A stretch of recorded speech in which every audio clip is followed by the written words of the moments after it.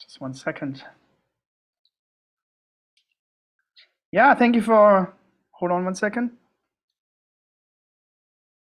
I think we should, yeah, should be there now.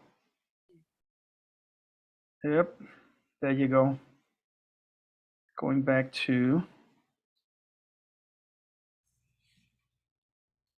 So right up, there's a technical note right up at the top where it says live on the upper left-hand corner. Yeah, there's a little box, and if you click the arrow there. Are you talking to me? No, I'm talking to everybody. It'll say live on YouTube, and it'll come up automatically for you.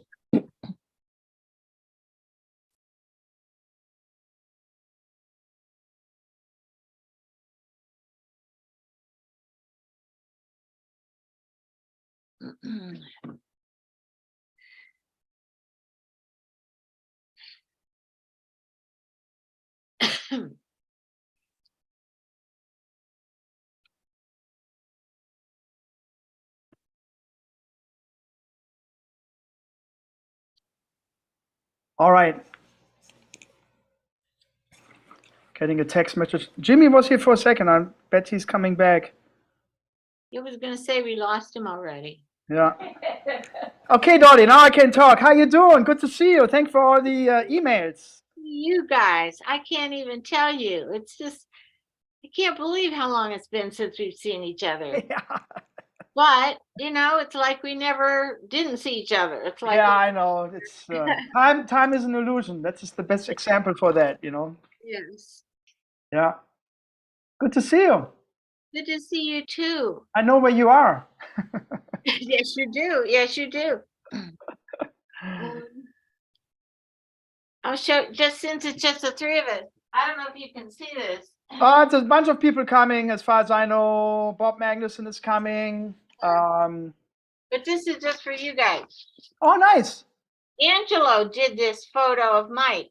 And I don't know if you can tell, but it's got really, the way it's detailed, it's Yeah. what you see is like the wrinkles in his face and everything. It looks really good. He put all the wrinkles in or out? Anyway. Yeah. Yeah, he did a lot of detailed work. It looks great. It's fantastic. I'm not sure how long I'm going to last tonight because I don't know if you got it yet, but I sent out some emails today. Okay, that sounds good. I'm actually thrilled that I sent out the first batch of emails on today. You do what you have to do, that's fine. And definitely. Totally, I mean, more than even usual. You have a lot going on. Yes, Mr. Banks. Yes. Hey. Hello, everybody. Hello. Clarence, how are you doing? I'm doing fine. How are you doing there? I'm good. It's good to see you. Good to see you too. It's been a while. Yes, it's been too long. I miss seeing you guys. I miss hearing you guys. For sure. We're going to get the guys together. We got to get the guys together. That's for sure. You're Sabutin, my favorite. Yeah. Yes, Mr. Owens. Yeah. Hey, hey Sam. Hello, hello. Hey. How you doing, Sam? Are you okay? Yep.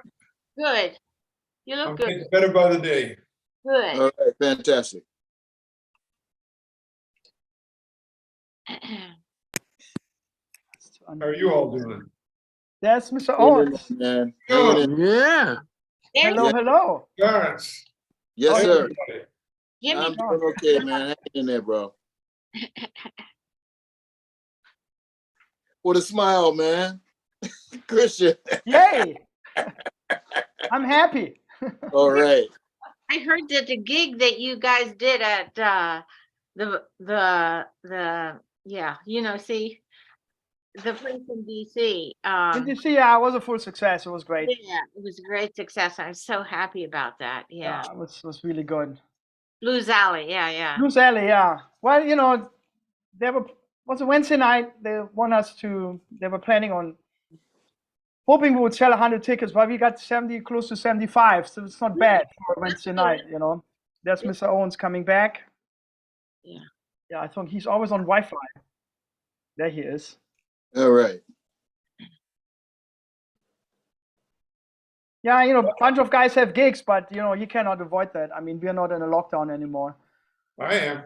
Why we, huh? I said I am. As far as Beats is concerned. Yeah. So Patty, tell us about the book. Well, I sent out the first oh, there's Angelo. I sent out the first emails today, which is significant because it's March 10th. And then of course the release is officially March 22nd. And Hey. Hey. Hello. which is the anniversary of the third anniversary, but you really do have to excuse me, all you guys, because I'm just blithering. I've just had so much going on today and frankly over the past year and a half, and to have it fun. Hey, how you doing? Hey, Dorothy. Yeah, guys coming in, just give another couple of minutes. So should I wait or should I go? There's Landon. Yeah, people coming in. Landon, hi. Hey. Hey, Ray. Here's Jimmy. Hey, Jimmy. Yes, I keep getting kicked off. Are you on Wi-Fi, Jimmy? No, I'm on my laptop. Oh, good. That's great. So I was Yeah. just saying, you guys, I don't know how long I'm gonna hang out tonight because I'm just obliterated. I've been doing getting stuff to get the book out, and I thought once the book was like written, that would be it, but it's not. I mean, there's a promotion, and Terry Hinty's trying to promote it, and then I sent out the first emails today. You'll have to go on a I tour. could not buy it on You have to go on a Amazon. tour and sign all the books. Other people bought it. It wouldn't go through for me. I tried to buy a hard copy and it would not go through. Did you get to the site? Yeah, well, I got to the Amazon site. That's what I mean. Wow. I put in my old number. Uh-huh. and I it don't know what didn't- to say because I've had several people contact me and say they did buy it. I don't know. Right now, it's still showing as a pre-order on Yeah, Amazon. it is a pre-order. Pre-order, yeah. It's definitely a pre-order. I mean, it's not, you're definitely pre-ordering it for release on March 22nd. But Mhm. if you Okay. pre-order it, it will come out on March 22nd. Well, I'll go try again tomorrow. And if you really can't do it, let me know and I'll try to find out what the heck is going on. Because one of the things that has been driving me crazy about it is that, number one, the publisher was very, very, very, very late. And then Amazon is very, very, very, very slow. So I was concerned that it wouldn't even be out by March 22nd, but it is. And they finally sent me, I'm going to ultimately get a bunch of copies, but they sent me a hard copy and a paperback so I could review it and make sure that I wanted to go ahead with all the orders. And I did, and they are. But I just wanted to mention to you guys, I think most of you know, and talking to you as you knew Mike, the reason I was compelled to do this book for a variety of reasons, but one was the primary one. Well, of course, I wanted to give tribute to my beloved husband. Of course, I wanted to tell his story. But Mike, I think, has a unique perspective on race and the evolution of racial disunity and unity, because he was, first of all, Mike was considered white. Mike never thought of himself as white or black, but he was considered white, of course. But all his life, he grew up in the black and white worlds. Most white people only live in the white world, and then black people have to live in the black and the white world. This was, back in the 40s, 50s, 60s. And so Mike lived in both worlds, because when he's third generation Italian, and when his grandparents came over, his grandfather was Sicilian, and they labeled them Black Italians or Afro-Sicilians. And That's so, true. yeah. Yeah, that is true. And Yes, so Black he Italian, lived, yes. actually, when they were, ever since he was little, when they lived in Cincinnati, they lived on the bottom of this big hill, and the Italians lived at the bottom and the Black people lived at the top. And so they were having, he was like, there was interaction all the time. But the other thing is that I think, especially for young people today, it's important for them to, it's hard for me to think of the civil rights era as history because I lived through it, but it is in fact history now. And Mike's perspective as being perceived as the only white guy in a Black band and traveling the world, including the South at that time, it gives an inside view of it. It's not a general view. It's very personal, with his relationships with Moody and with Dizzy, and how they protected him, and how at times he even intervened on their behalf. And so I just think historically it's important.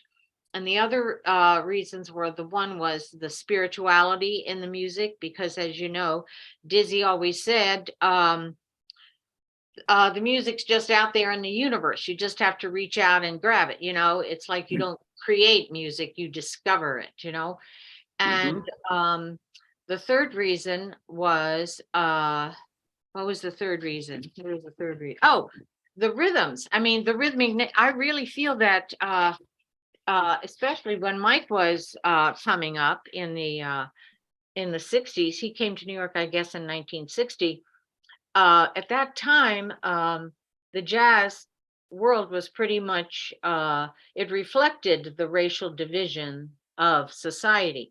And so for Mike to quote, they even would say that he, quote, sounded Black.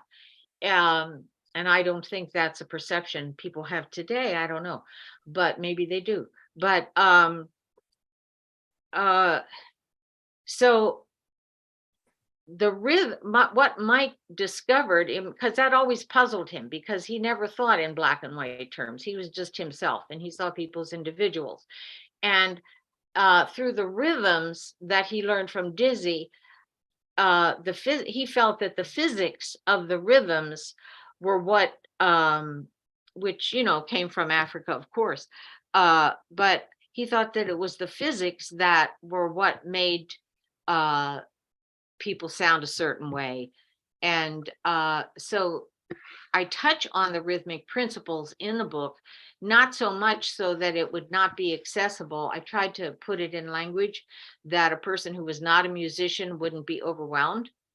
But I did feel that the rhythmic nature of jazz is something that was very important it's a part of Mike's legacy. And there is a small section at the end of the book, which is just for musicians. And it has the material that I think you're all familiar with. I wanted to just mention two things. One is that there is a dedication page, and some of you are on it. And the reason that, and I couldn't obviously put everybody on it, but people that helped me with this project particularly are on it. So if you're not there, don't think that it's because you weren't important to Mike or whatever, or to me. It's more specific. I couldn't put down all of the band and all of the subs. I just couldn't. No subs, Dory. And the other thing is that Terry Hinty is working to promote it. And because the publisher was so late, she sent out a press release to the email I'm sending is, I'm learning so much. I've never did this before, and I'll never do it again. But in publishing, even nowadays, the release date is not as firm and solid as it once was. And so the March 22nd date is what is called a soft release. And so what Terry, because the jazz magazines are only now working on their May issue, she couldn't put out a press release for March 22nd. It wouldn't do anything. So she put out a press release saying the release date is May 9th. So I just want to let you know, if you see that, don't be confused by it. It's available as of March 22nd. I really want to practice sharing a screen is what I want to do. But there's one photo I wanted to share with you that is not in the book because I couldn't get permission from, I don't know who took it. And when you publish a photo, you have to get permission from the photographer or the company. So I'm going to go down here to share screen. And if I can't do it easily, Yeah, you're allowed to share screen, so it's enabled, so you can. It says host disabled participant screen sharing. Disabled? Hold on a second. Friends, here we go. Try now. Okay. Now I have to. Oh, where's the photo? Okay, this is the photo. You might have seen this. It's important you got the window open with the picture, and then you go to screen share, and then you should be able to select it. Okay, so I have to go back. Okay. If you click on the picture itself, the window with the picture, you'll just be showing the picture, not your whole screen.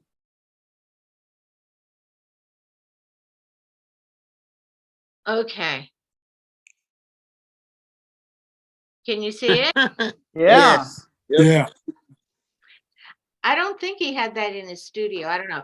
But that was at the Newport Jazz Festival, and everybody says it looks like Mike is saying, just shut up, everybody shut up, I want to play. I know what Mike said about this picture, to me at least. He said he looks like Tom Cruise. His sister said he looks like Jack Nicholson, but anyway, so I wanted to share that because I couldn't put that in a book, unfortunately, because I don't know who took it, and it was so long ago. So I just wanted to let you know that out, and please, as Mike would say, share it with 200 of your closest friends. And I want to thank all of you for just everything you ever did for Mike, and just everything you've all done for me, and your love and support over I want to ask you a question. You've done all of this hard work in getting this book together. Yeah. And you say you're not going to do it again, but you have to do it again with Mike's music books. Oh yeah, we are trying. Angelo and Frank Ponzio and I are working on how to make Mike's music books available right now. They can be ordered, and that's actually what is in that thin section at the back of the book for musicians only. Of how to order the books and the DVD series and all that stuff. But right now, if people order books, I print them out and mail them out. And so that's work for me, which is work for me. But also because postal rates have gone so extremely high, we can't mail internationally anymore, because international postage rates you would not believe. Even for a thin book, it's way more than the cost of the book itself.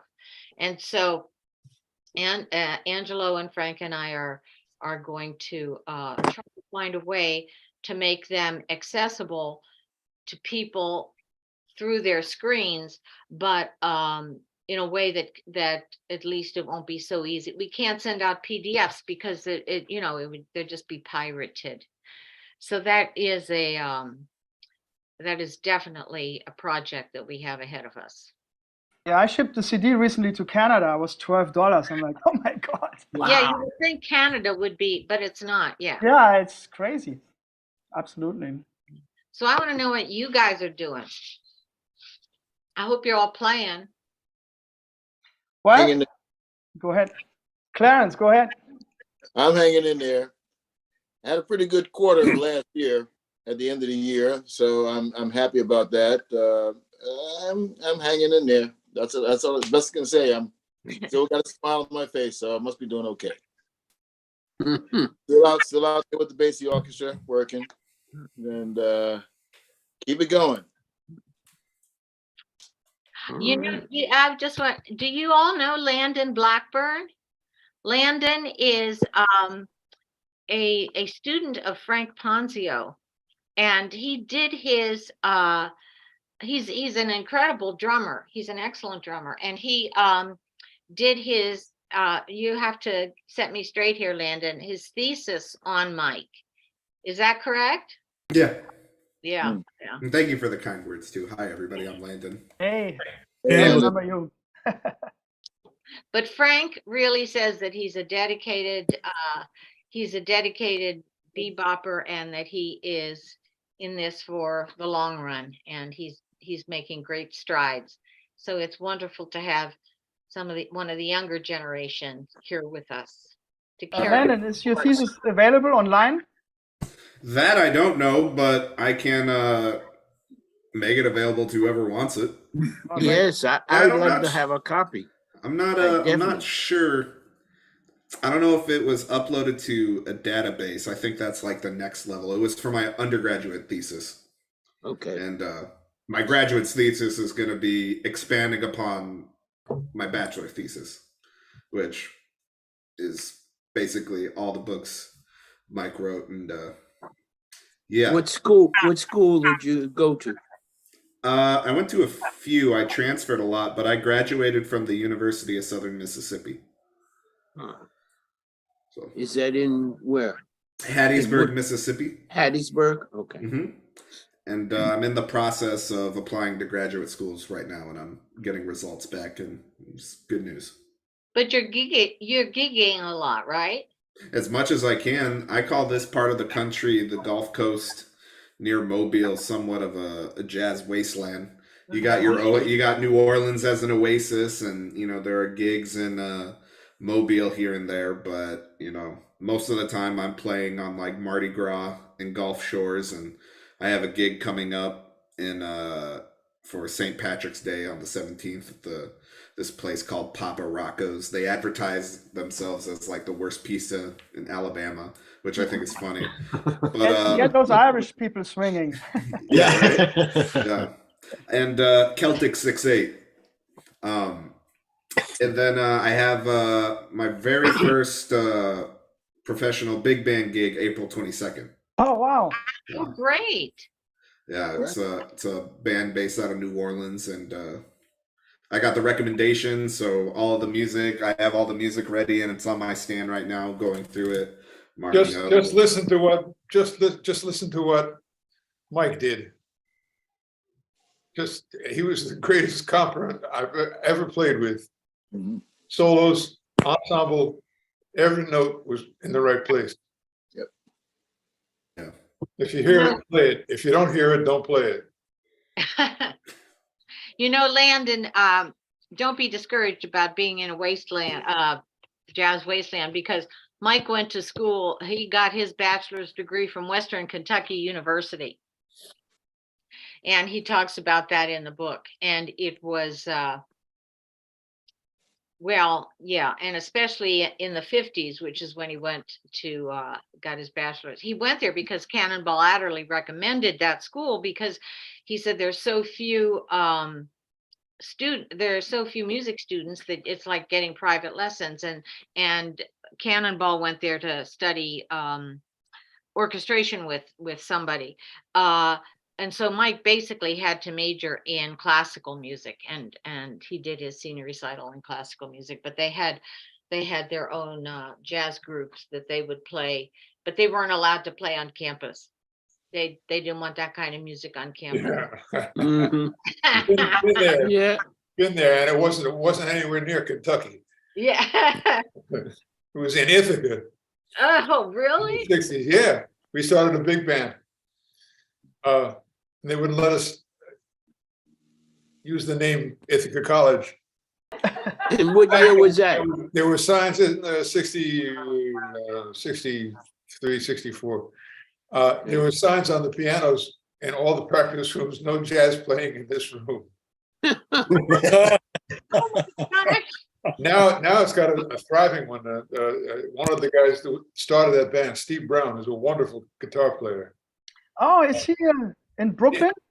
No, Steve Brown, he stayed in Ithaca. Oh, wow. And Yeah. he became the moving force behind a very good jazz program. Yes, it is a good jazz program. I've been He's a up good there, jazz player. and he's a very fine player. Yeah. He had his big band, and he had Thad Jones writing some music for his big band, and I was a special guest soloist. It was very, very interesting. This was 15, 20 years ago. Yeah. More than that. More than that, probably, but he was just breaking through the resistance from the old school Mhm. military band people that kind of ran the thing. There were a lot of good teachers of all kinds, but as far as using that word, no, or swinging for that matter. Chip White, the drummer, and I were there at the same time, and we left the same year and went to Berkeley. Mhm. It's So why do you think that was the case? Why do we all think that was the case at that time? Segregation, racial prejudice. Yeah. Well, you know, trying that to was keep- happening among Black musician schools also. You know, Oh, Howard University didn't have Yeah, I know. anything to do with jazz until Donald Byrd started a jazz program. But they were trying to pass, not be themselves. They wanted to be Harvard. At that time, I'm not saying that's the only reason, but there was a lot of it. There's a lot of it. Okay. Also, there, you know, about the racial segregation, and Mike writes about this too. I don't know. I had to cull so much, and I cleaned it up somewhat.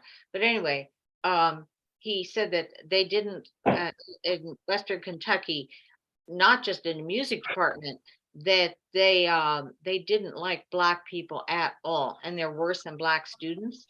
And they were even called like the N-word in class by the professors and stuff like that. It was just terrible. I was in the 50s. Mm-hmm. I couldn't play any jazz. I graduated from the High School of Music and Art here in New York, and we couldn't play jazz in the school. In And New York? yes, in New York in 1961. Oh my And Really? Eddie Gomez, Billy Cobham, Freddie Lipsius, who started Blood, Sweat, and Tears, they were all members of the school. And if we were ever caught playing jazz in any of the practice rooms, we were sent down to Dean Kane's office. I had a permanent seat outside the office. What would the dean do to you, Mr. Owen? Make us sit there. That's it. Make them That's all. listen. He'd make them listen to Sousa. And the other schools were pretty much the same in New York Yeah. during that time. Juilliard, Manhattan.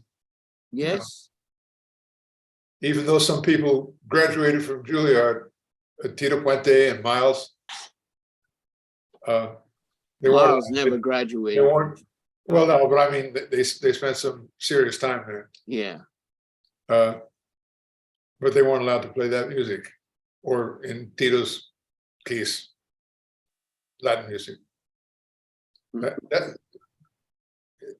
don't know whether many people know, but he was a hell of a keyboard percussion player. He could play some vibes Mhm. because that's what he majored in there. Yeah.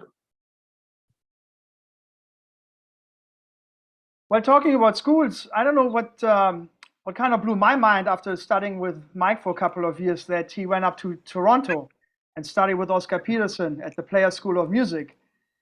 And as far as I remember, that totally turned him around. And when we did the gig in DC last week with Frank, we talked a little bit.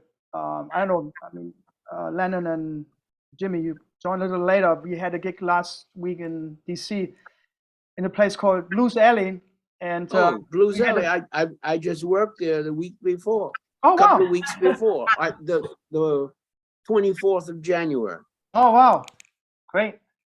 And yeah, so we had a theme. We put actually put a trio together with Jason Marsalis on drums, Frank Ponzi on the piano. And what was interesting, because Mike and Alice passed within a month from each other in the beginning of COVID. So we dedicated the night to the music of Mike and Alice. And so we talked a little bit on our ride down there to DC, and we introduced every song a little bit. And Frank and I played mostly the material from our lessons, while Jason picked some tunes his father wrote throughout the years, which were also a little different. But one of the things I remembered and I talked about before one of the songs was when Mike went to the Players School of Music in Toronto for 6 months, and that's when he got really serious about music.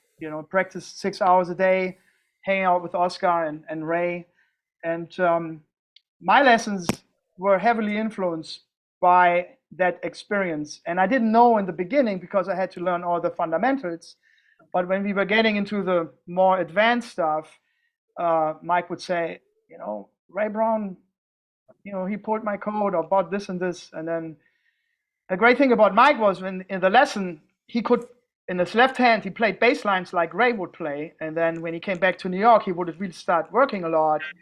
And Paul Chambers was playing with him a lot. And he could also play bass lines like Paul. So he stylistically had the bass lines down. He would play like Ray, and then would play like Paul. And then Ron was studying with him too for a year and a half. I think he did some piano lessons and played on one of his first CDs. So talking about schools, I mean, I know that Mike went to Kentucky. I just remember that he talked a lot about the school when he went to Toronto and studying with Oscar. And yeah, go ahead. Mike talks a lot about that in the book, and there's a photo of him with Oscar, but he didn't practice 6 hours a day. He practiced 13 hours a day. 13 hours, sorry. Yeah. And he also talks about how Oscar always, when he left, Oscar said, "Don't you try to play like me. It's like Art Tatum had beautiful touch. You must have a beautiful touch, and it's because Oscar actually, he didn't study with Art Tatum, but he was very close. He could sit, Art Tatum would let Oscar sit by the piano while he was playing and watch, in gigs. But and this is not in the book because I couldn't put everything in, but there was one time when Mike was playing in the practice room, and he was trying to play something of Bill Evans, and he was imitating it, but he was doing it on purpose. But Oscar went through at that time, and he burst into the room and he said, "What are you doing? That's not you. You know damn well that's not you." And so it was all about finding your own voice. Yeah, I think I mixed it up. I have to read the book, but I think he studied with them for 6 hours and he practiced 13 hours. Oh, yeah. I know they spent a lot of time in the room and played together with the Ray and piano. Yeah. Yeah, I remember he's saying, Mike, Oscar was saying to him, that's not you. That's not you. Mike, he totally, when he went to study with Oscar, nobody had ever really taught him how to play the instrument. So he had to relearn. Everything that he had been doing was not correct, his approach to the instrument. So he had to relearn how to play. And that was a lot. Is that Waldron? Yeah, hi. Can you hear me? Hey, Waldron, how you doing? Can you hear me? Yeah. Yes. Hi. I'm in Boston. Oh, I'm sorry about the light. I'm in Boston. I'm outside a rehearsal. It's cold. It's crap out here. And I'm rehearsing for a funeral tomorrow. Sorry about the light intermittently going off and on. But hi everyone. How you doing? Hey, Hey, You Walt. guys, yeah, I just want to check Hey. in, let you know I haven't forgot about it. I'm in rehearsal, so yeah, I love Mike. I miss him so much. I miss playing with the band. It's such an honor of my life to play with Mike Longo and to learn from him and to just watch his process and be a part of the trumpet section and just like be around such fabulous musicians. Amazing nights. And you know, when I go back and listen to some of those recordings, his support system, the way Mike would support a soloist was incredible. He can hear anything. Everything I played, he was there. He Yeah. gave me so much room to play stuff, you know. And I listened back and said, whoa, wait a minute. Mike played a major 7, minor major 7. I played it first and he actually supported me. Well, I might play some pentatonic stuff and he plays it. And I use Mike as a example to a lot of my students to how to come. So yeah, amazing stuff. And now Waldron has, Waldron is the head of the jazz department at the Frank Sinatra School in Queens, which was founded by Tony Bennett.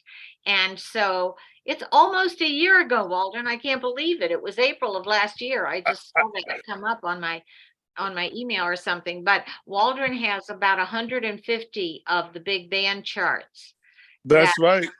Yeah. And we're playing one, The Way It Is. I was trying to get the kids to record it before tonight so I can play it, but we're still working on it. It's kind of challenging for some of the students. Yeah. It's not easy, but I promise you, in June, we have a concert June 2nd.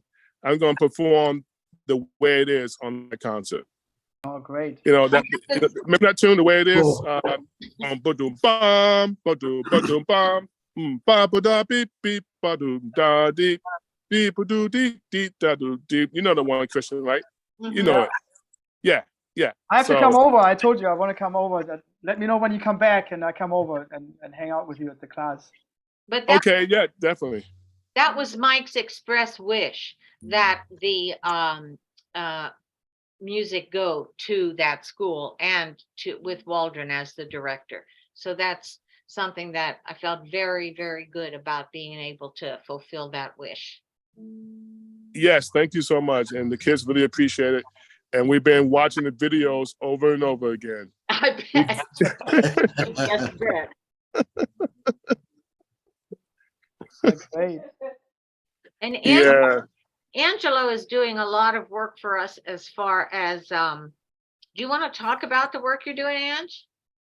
Well, it's been a lot. It was basically Mike had tons and tons of video and audio recordings on his computer. Every time he performed, it was recorded, either in video, audio, or both. Mm-hmm. So I've been going through, and it took me, I don't know, probably a good year and a half just to get the digital stuff organized. So now I'm actually at the point where I'm starting to work on the analog stuff. He had over 400 cassette tapes. Wow. I have to start going through and listening because I know he had told me many times. He's like, oh yeah, you know, I'd go over to Dizzy's and we'd be playing together and stuff. And I know some of that stuff is on these tapes. What condition it's in, I have no idea, but I have to get into it. But Okay. they're carefully labeled, aren't they, Angelo? Oh, yeah, sure. They have labels. They have labels. I just want to say, it was very organized, right? I don't know. I thought it was organized when I got the music, Christian. You did a great job. All the Oh boy, yeah. That was great. You did an awesome job. When I brought the music in my school, the principal looked at it and said, "What?" I said, "Yeah, everything's so organized. It's so like neatly labeled and with numbers and everything is amazing to look at." But you know how that started. So what happened at the rehearsal? So Bob, who's not here, and Lee, they also wanted to show up. They wouldn't drive Mike to the rehearsal anymore because they wouldn't take care of those. They didn't want to take those heavy cases with all the music. Every folder had 200 songs in there. Wow. And that used to every week. Oh, Angelo, yeah, you had me carrying it up the stairs. Every week. So I'm like, you know, I actually talked to Angelo before that, and I said, you know, we really should organize that. And I was working up in Sitka at the time, and they had these folders. You know, you had to put the chart in one carton box. So anyway, so Mike said yes, but when it came to the rehearsal, my idea was that he picks 20 songs and we rehearse them. No, Mike ended up picking 40 to 50 songs for one rehearsal. It's like, well, I don't know what I want to play. I'm like, Mike, I just put all those songs in each box, and I had to pull them all out again. No, and then I was doubting a little bit that was really something I was at some point considering maybe that was a mistake, But now hearing from Waldron, moving on forward, glad we put all that work in there, because it really helps, pass out a chart, get them back, put in the box, get the next one, so. And the cool thing about the charts is they get the writing and everything on there. Yeah. A couple of coffee stains here and there.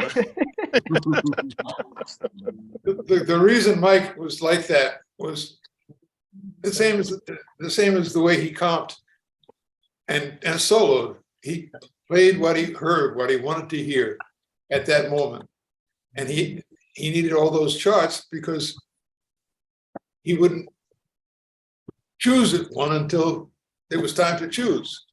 You know what I mean? Yep. Did y'all find any of the videos that we did? So it was Charlie Persip, Paul West, Mike, and myself. We went to Cheraw a couple of times and played down there for Dizzy. I mean, in Dizzy's name. I remember that, Jimmy. I don't know. I don't know if there are recordings of that. Yeah, there were recordings. Angelo? So I haven't come across anything like that yet that I remember. But again, like I said, now I'm starting with all the analog stuff, and I probably have about there's probably a good 40 to 50 VHS tapes that need to be converted, which I haven't gone through yet. So there's probably stuff on there. So could be in with that. Timmy, do you know what year that was? Do you remember? Oh, I would have to check my record. Was it 60s, 70s? 1970s? It was in the 70s. Okay, that makes sense. It was definitely on VHS, Angelo, I would think. Yeah, I mean that's all he has here as far as video, other than the digital stuff, which was all on the computer. Yeah, the only video that I've found was all on VHS. Audio is on everything. Oh my God, there's DAT tapes, there's cassettes, there's reel-to-reel, there's several different forms of like the studio multi-track cassette tapes, which I don't know how to deal with those. We'll find out down the road. I'm just getting the 2-track stuff done now, and that's taking a while. But Jimmy, who else was on? It was you, Charlie, Mike, Paul West, and Paul West quartet. Okay, I'll keep an eye out for it. I'll go back through what I found so far also and see, because sometimes I just jumped into something real quick just to see what it was and then back out. So I'll go back through and see if I can find it. See if he has that here, because I have like the Wolf Trap and several others that we used to show them on Dizzy's birthday. Right. Yeah, I have those. The Copenhagen show. Trying to think of what else is in there. I don't know. I know I have everything we used to show, and there's a bunch more there that I just popped in to see. Oh yeah, this is a performance, so it went into a folder. Now that the book has been completed and all of that is happening, want to let that kind of roll on its own for a minute, and then eventually start putting some of this material out. I'll talk with like Dottie and Frank and I are talking about is to keep publishing this material, and there's a lot of stuff out there. So hopefully this will just be the start of there's even more sheet music that needs to be gone through. Mike was just so prolific in what he produced. It was just a constant. So much stuff. Yeah. That it's taking so long just to get and he was so prolific, it just came out at such a speed that he did not organize whatsoever. So getting it all organized is taking a minute. But I gotta ask Jimmy something. Jimmy, was Mike Longo on this concert I saw? It's probably one of the greatest concerts I've ever seen.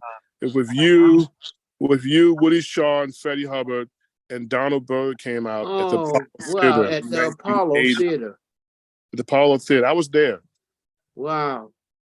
I would 1980 love something. to have a recording of that. Who And was I playing? know some people recorded it, you know. I think Yeah. Larry Willis played and Oh, that was okay. Freddie Waits. Freddie I don't Waits. remember who played bass. What a concert that was. I must have been 16 or 17. Mm-hmm. And I remember the surprise when Donald Byrd came out at the end. Like, what? Right. I have a picture of Donald, Freddie, Woody, and myself. Oh, wow. Can you are you gonna post that? Are you on Facebook? I'd like to see that picture. That'd be Well, I have to awesome. find it. It's among all of this, everything. Eric man. Golitz, I wanted to ask you, you have a CD out now on CAP and it's climbing the charts, right? It is indeed. It's my, first of all, let me say hello to everybody. It's good to see all of you, Clarence, Hey, Go, Eric. Bye. Jimmy. Clarence, Angelo. thanks.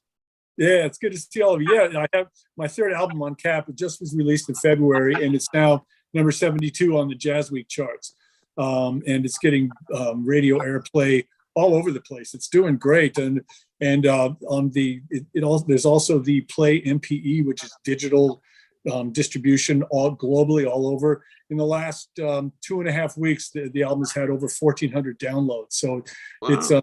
it's pretty cool. So when the album hit, when it first dropped, which was the week of February 10th, in the Play MPE campaign, it was #1 in both digital downloads and streaming. So it's been doing really well. I'm really pleased, and Dorothy has had faith in me and given me a lot of encouragement, and it's been great. This new album out is basically all standards, and I have Don Braden is my guest on it, and Lawan Carter, the vocalist, and great rhythm section. So the album is doing great, and Dorothy, we're already starting #4, so it's in the works. Wow.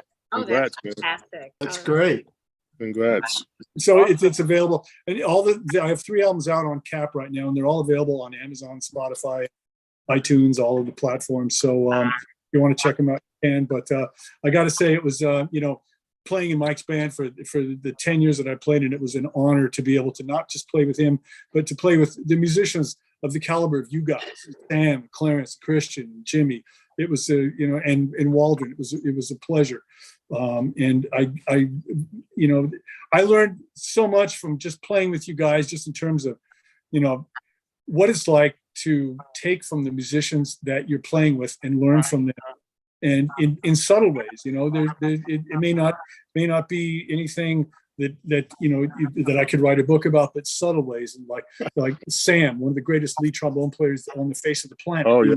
And Clarence, just your approach to the trombone, things, and Waldron, your harmonic sense, man. I one of the best things I learned from you is when you alter a chord, just play a half step up. It's just simple little things that we all get from each other. And Jimmy, I learned from you just the how less is more. Yeah. And when you play over changes, you don't have to play a lot of stuff to make it count. So I got something from all of you guys, and it's and of course Mike being the kind of the headmaster of the school. He was I miss playing with the band. I miss playing with you guys, and it was a great experience. And for me, it's a great honor to be on his label, and to have my third album out, and it's doing well. And I just I want to thank Dottie for that, and it's just great to be a part of all of this. So thank you all of you, and it's great to see all of you. Thank you. I just want to add that when you mentioned Sam was the greatest lead trombone player, Sam, I don't know if he ever told you, but he frequently told me what a great lead trombone player you are. He said, Sam is the best. I don't know if he ever told you that. No, he didn't, because I wouldn't have believed it. He told me. He told me. I would have disagreed. Lady Well, and guys, I gotta go, guys. I gotta go back to the Okay. rehearsal. All right. I Just mean, wanna check. Popping in. Hey, Walter. I I played, love with- you. Good to see you, Walter. Be good, man. Okay, see you soon, Dottie. All Take right. care, man. I played with Britt Woodman and Irby Green. You know, that's where that lives. Mhm. Lady and gentlemen, I also am going to retire. I am so beat. But I want to thank you all for just being in my life and for all that you've done for Mike and all you continue to do for me. And I love you. No, we love you too, Dottie. Love you too, Thank Dottie. you. Love you too, Dottie. And hang on. Great to see you. So now you're gonna have to put a list together of the various jazz schools, Mhm. you know, a good list of maybe 50 schools that you mail information to about Mike's books. Yeah, yeah. Okay, that's Because a good there's idea. some real fine information in all of those books. Well, I'll tell you just briefly, I don't know if you, if I mentioned this before, but I saw the clearance. it was Berkeley College of Music that wanted to purchase Mike's books. But they wanted to purchase one copy. And then they would duplicate it and sell it to their students. Mhm. That's Berkeley. Oh, that's Berkeley. But they would only pay Mike for one copy. Oh, That's how they become a multi-billion-dollar industry. Yeah. So anyway, but yes, Jimmy, I Well, agree. that's where the real Got book it. started, the Yeah. real wrong book. Okay, you guys, I love you. Greg Hopkins wrote Hey, this. take care. Take Dottie. care, Take care, Dottie. Dottie. Love you too. Bye, Dottie. Hi, Dottie. All Dottie. right, Dottie. Take Bye, care. Dottie. They go earlier. Everybody. Yes. Say it again, Sam. Say what? What did you say? Sorry, I didn't hear what you were saying. I was just saying, bye, Oh. essentially. Now we had an. I know Bob is going to come by, Lee and Frank Ponzio. So I'm going to hang out here for a while, and I had a few questions.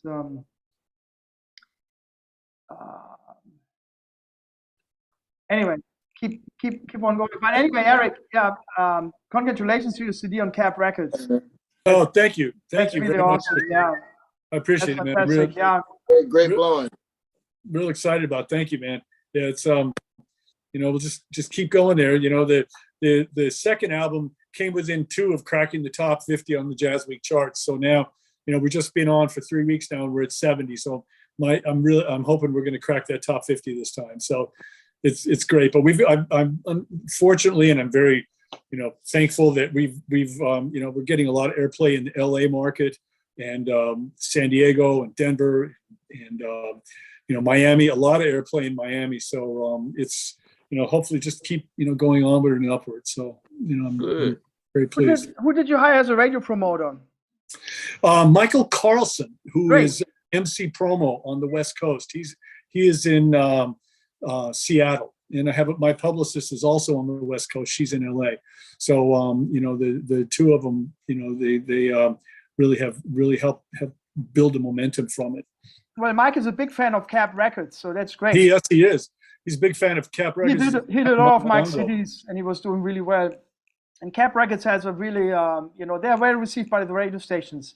Usually, as far as I understood, that whatever comes out on Cap, the DJs really like it, and then they know it's great music. So They do. In fact, I had the honor of this past week, a radio station on the West Coast playing the whole CD as a special. They're what they call the midnight special, and they pick a CD and they play the album in its entirety.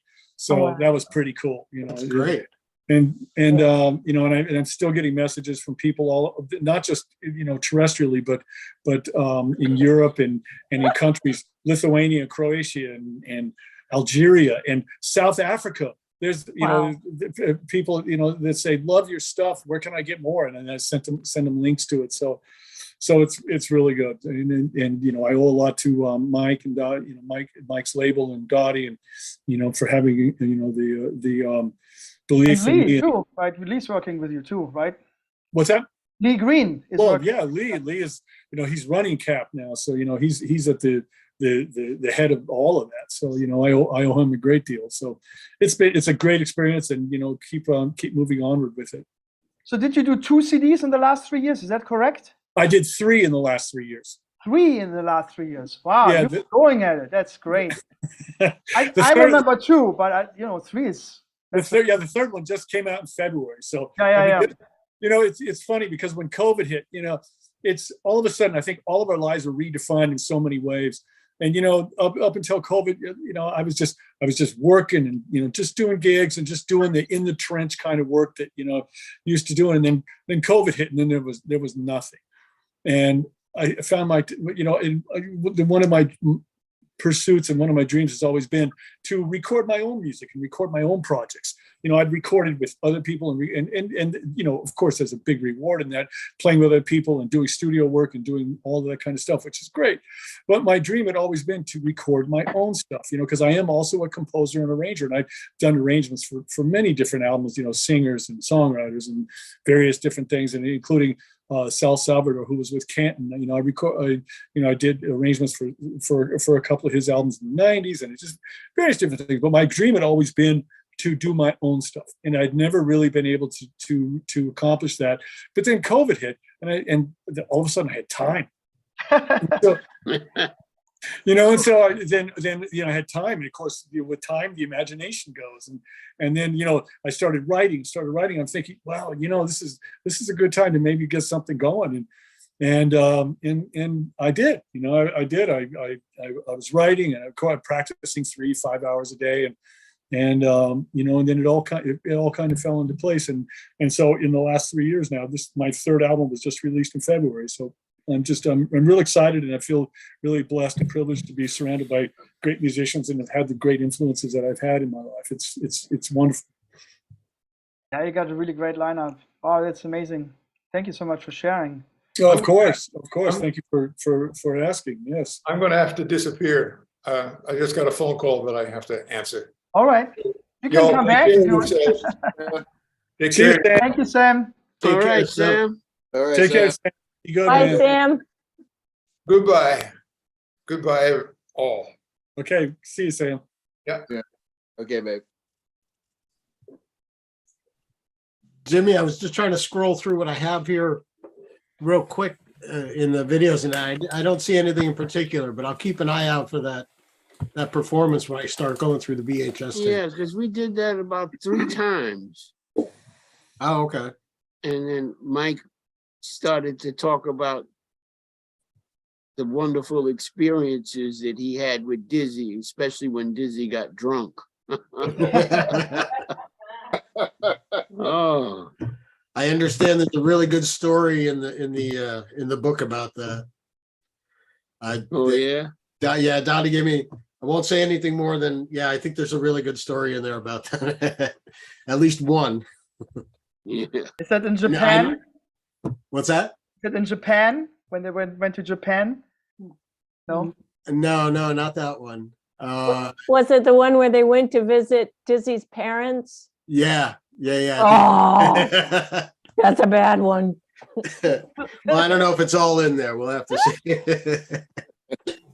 I have a funny Dizzy story. I did not know Dizzy well, but I did play 2 concerts with him, with Paul West conducting. It was the Henry Street Settlement Orchestra, and I think it was 89. And anyway, I was called to play in the orchestra for it, and it was really funny because Dizzy was just such a wonderful person, and just easygoing, and accepted everybody. Just exuded this love for music and a love for people, and it was awesome. And he never knew my name.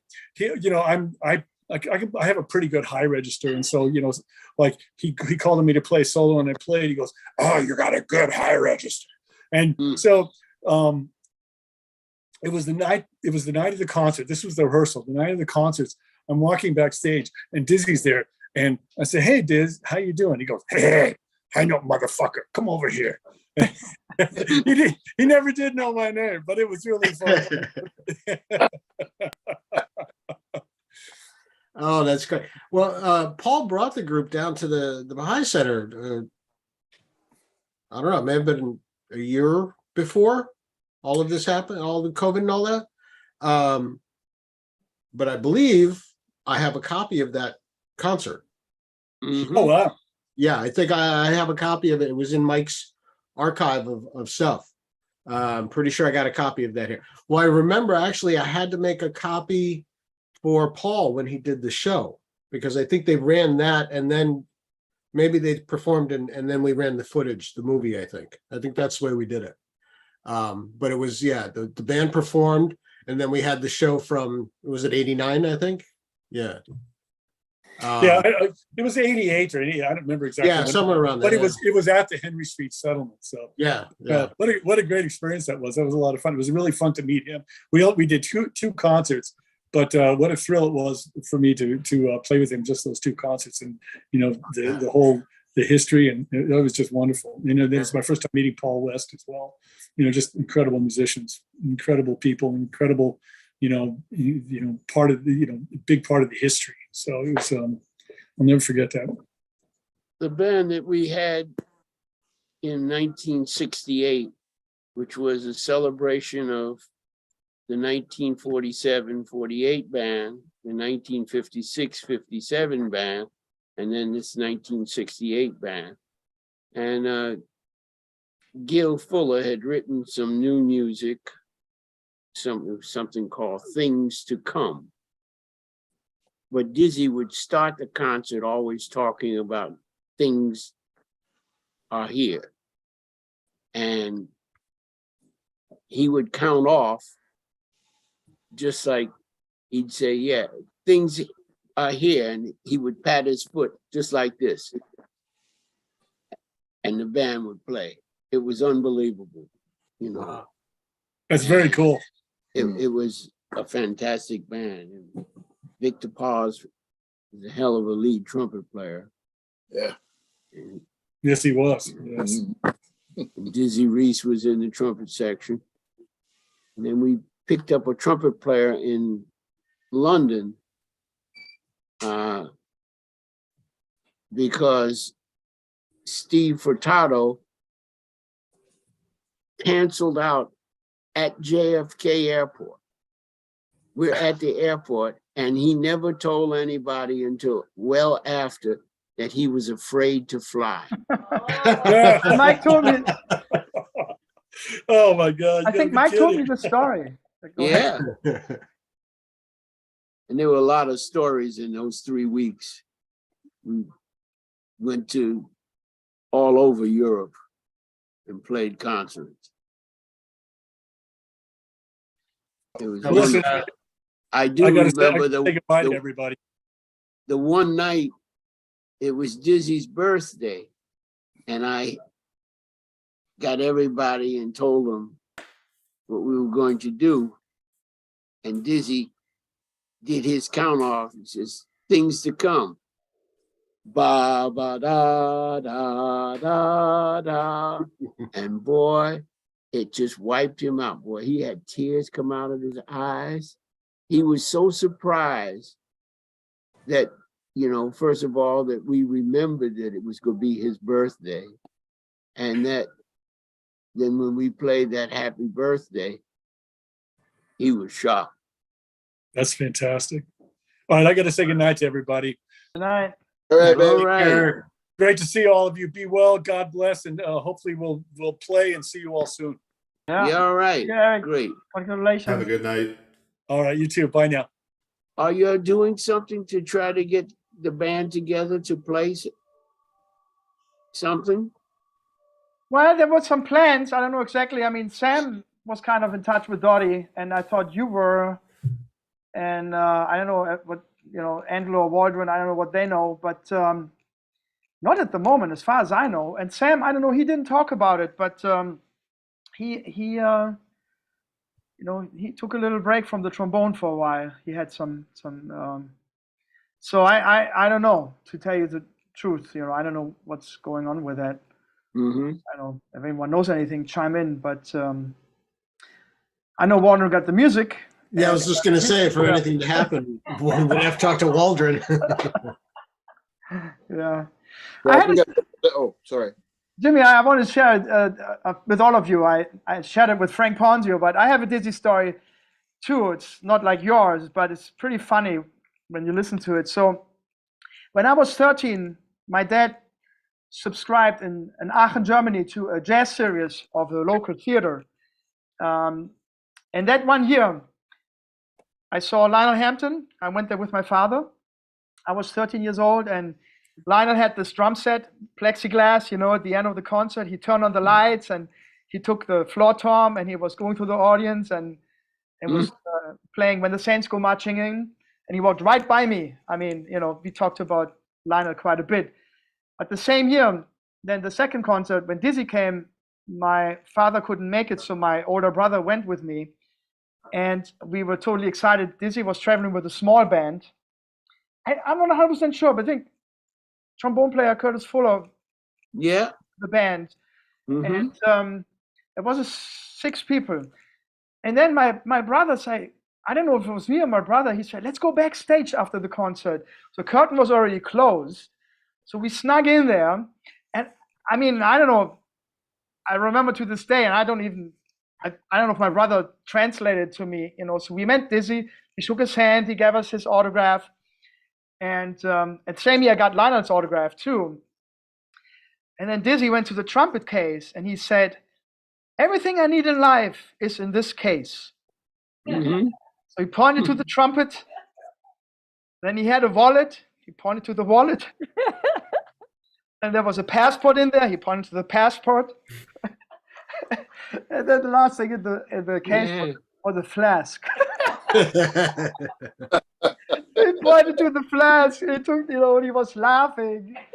And Yeah. I was with my older brother. He probably had some reefer in there too, because he was going through the water in 1968, and they went through his case, and the guy found In Sweden, like right? 2 joints. I don't remember where okay. it was, but he found like 2 joints, and he held them up, and Dizzy said, hey, and the guard put him back in the case and closed the trumpet case and told Dizzy to go on. Now, all of the time that he traveled with the drummer who had no passport from Cuba. Wow. He had no passport, and Dizzy would just say, oh no, he's playing in my band.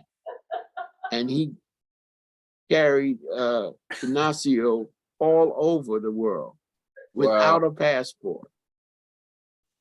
Wow. This. Well, everyone, I do have to run myself. Yeah. Okay. Great seeing all of you. Bye, See ya. Angelo.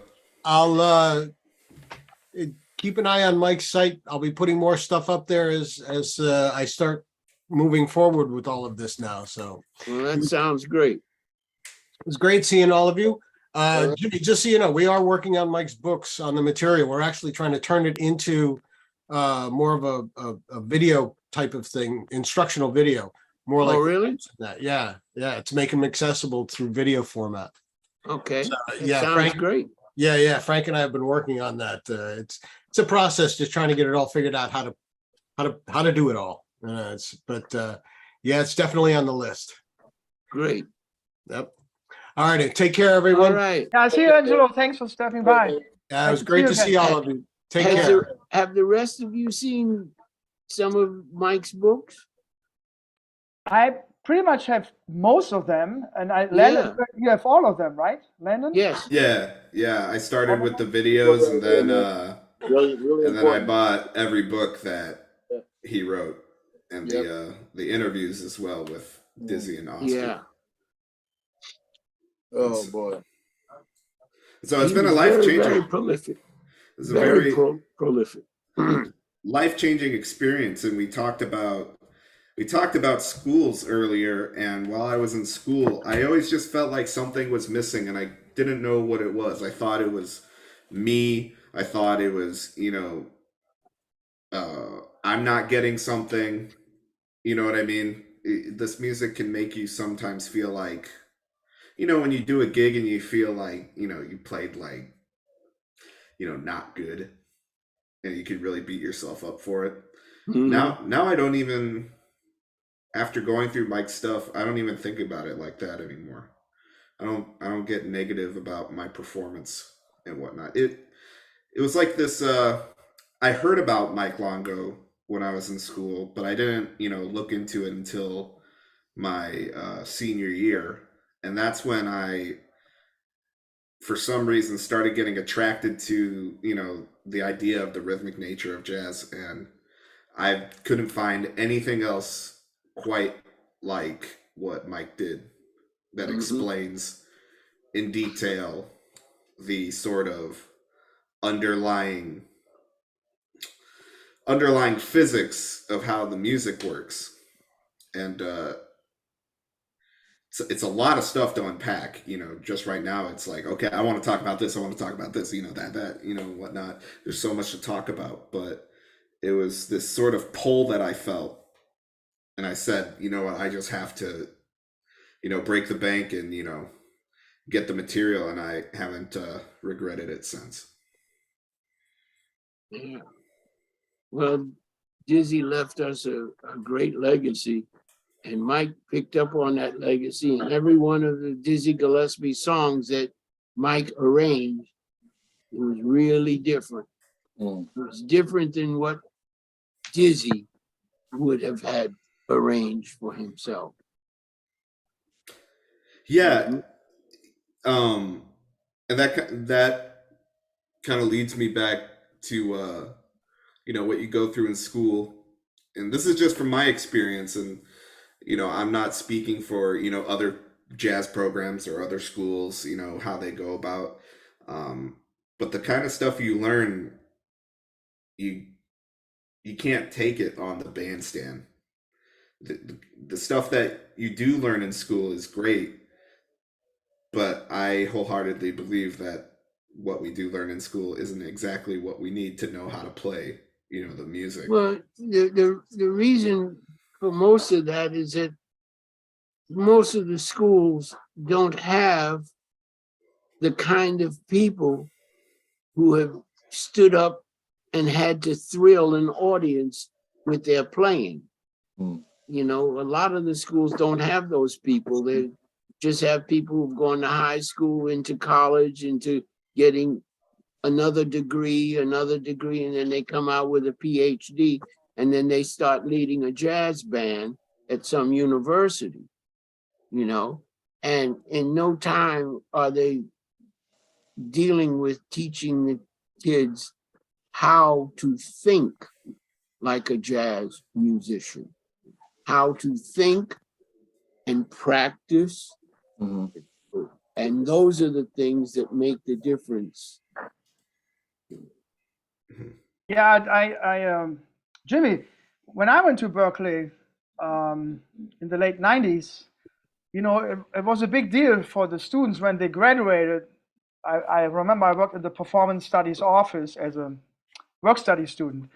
And, this one guitar player, he just graduated, and then he started working there right away. And it was like, wow, great, man, he just graduated and he got a gig right away working at a college. And it just, when I was with Mike, he always said, I went to Berkeley, some of you know, and he always said to me, you don't learn that at Berkeley, what I show you. You learn the real shit here. Yeah, right. And I realized, it's like it used to be that you go out of college and you play for 15, 20 years, and then you return to college and you share your experience. Yeah. Kind of over time, I put that together, and I'm like, now a mother of a student, I was teaching in high school, he just finished his PhD, just like you said, and she's like, oh, he got hired right away by this university, and the parents are like super proud he got a teaching gig. And then in my mind, I'm like, well, I'm like, congratulations, but you know, it should You be. should have a playing gig first. You should have, you know, play first, get some experience, and then you go. Right. Yeah. Yeah. And that's one of the major reasons why we're turning out jazz musicians who have a misconception of what the music is. It's like somebody told them, you know, if you can play 4,000 notes in 4 beats, you're a bitch, you know? And that's what they try to do. You know, a lot of these young students, they built up their technique, and what they're playing is really nothing, you know, pyrotechnic.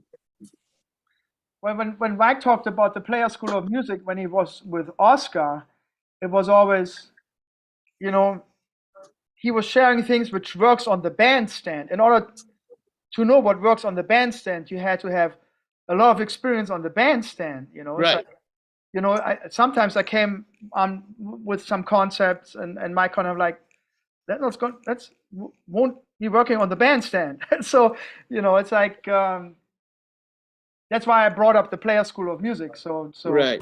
at least in my lessons with Mike, he would bring that up all the time, and he would say what Oscar would tell him, you know, that you learn things which weren't on the bandstand. If you skip the bandstand, Did he go ever ahead. talk about Oscar's sister? Because she taught piano. Yeah, he did, called the weightless touch. So Uh-huh. Dottie was hinting at that a little bit, that he had to change his technique because, like most piano players, they hammer down to the keys. Yeah. I wish Frank just texted me. He's still busy, but Mike talked about the weightless touch quite a bit to me in my lesson. So that the arms are over the keys and the finger drop on the keys, but the hand stays the same. So he's playing like this versus like this. Uh-huh. And it's called the weightless touch, and that's what he learned from Oscar. And that took him a long time to get used to it. And I tell you, in my lessons, I would play bass when Mike played the piano. And when he was recording Sting Like a Bee and Floating Like a Butterfly, when he did these trio CDs, he was getting ready. He kind of was a little privileged because when he had to get ready for a recording session, he would play the songs with me on my lessons, you know. He was just, and he was brutal, you know. Sometimes I would get lost. He just kept playing, you know. I had to find my way back in and everything. But I was watching his hands, and it was amazing, you know, because I knew about the technique. His hands would just, would go like that, but his fingers, you know, it's like, I mean, they just would move, and the most amazing lines were coming out. And he told me that it took him a while. I don't know if I mentioned it. I don't know if it's in the book or not. I haven't read the book yet, obviously. But it took him a while to get the arms into a position that they would stand there. So he was talking about that. It really, what Dottie was mentioning, it just for the arms to stay in that position, that they would hover over the keyboard and that the fingers would drop down onto the keys, rather than, you know, using It's the really weight. about being relaxed. Yeah, and that Oscar was really relaxed. That's how he got over the piano playing, you know. Wow. Yeah. Well, listen, I'm going to go. Yeah. It was wonderful joining you. Yeah. And thank you, Mr. Owens. I hope that at some point the band can come together and play. Yeah. Yeah, I like Do that. a tribute to Dizzy and Mike. Yep. Yeah. Count Absolutely. in. Have you been? I mean, about 2 years ago, when I was helping cleaning up the music room, I know you were in touch with Dottie, and Oh yes. she kind of said, you know, as far as I remember, it would be, you know, she would be communicating with you and Sam in order to get that going again. Where are you in that process? I mean, did you mention it a few times? And not in the last couple of years. yeah, okay. You know, when the Bahat Center closed, that kind of, you know, made us think about, or have to think about those other clubs that Yeah. would be very difficult, you know, the Blue Note and whatnot. Mhm. But Yeah, I some, don't know. I mean, I can keep my eyes open too. You know, I mean, mhm, I think it's just we at some point we just have to do it. You know, so you set a date and we get that's it. together, and I kind of pretty much not the librarian anymore, but I usually would get the emails out to the band guys, as Clarence knows, and then get the guys together. So just stay in touch. You know, I'm so super happy to see you. It's great. All right. You know, Wonderful seeing everyone. yeah. All right. All right, Have a you good take one. God bless you. Okay. Nice to meet you, Okay. Jimmy. All right. Great. Bye bye. Bye-bye.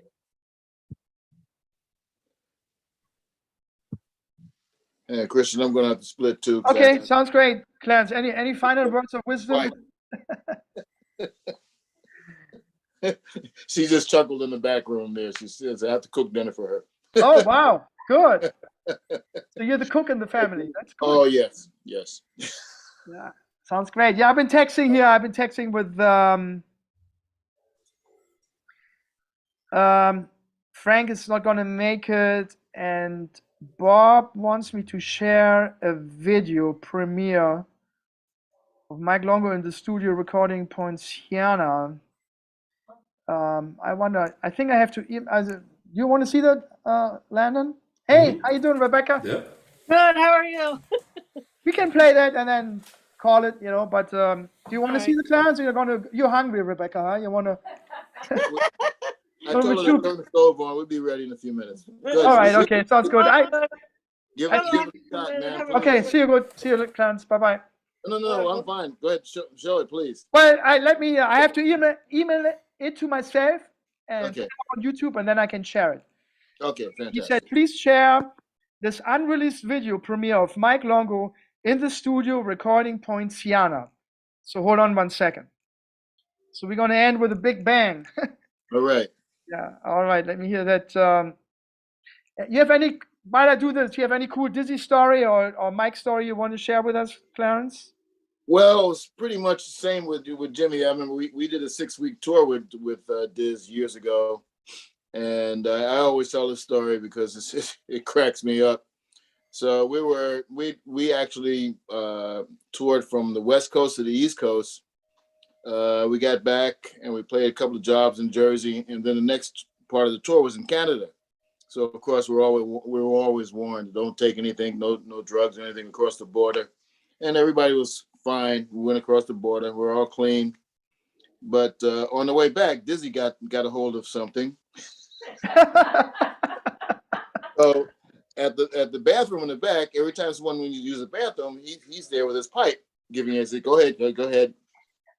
So that's fine. So we get to the border. We're going into Detroit, and I'm going like, oh boy, the bus smells like, you know what the bus smells like. Oh my goodness, we're all going down. You know, and they always ask you for it. Everybody asks for it. Customs guy comes on, he wants everybody's passport out.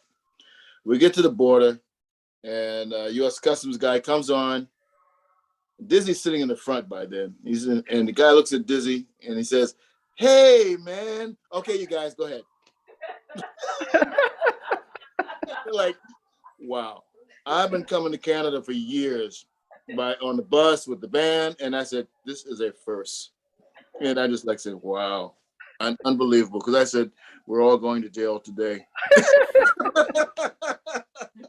And that was Diz. I mean, that was him. You know, I grew up with him. He lived in Englewood, and I grew up in Englewood. That's right.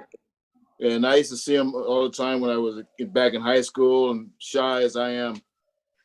I remember walking down Palisades Avenue with my trombone case, and I see Diz, and Diz looks over at me and goes, "Can you play that?" And I said, "Uh-huh. Yeah." He said, "Okay, see you later."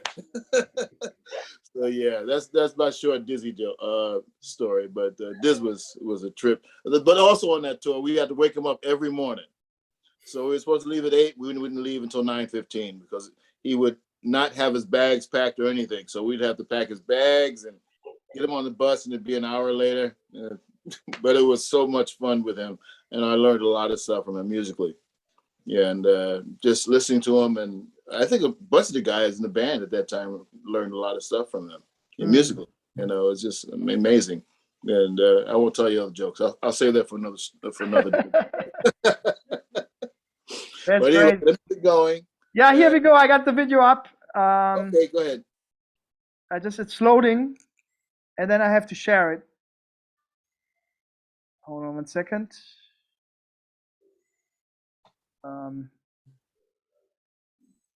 Here we go. Hold on.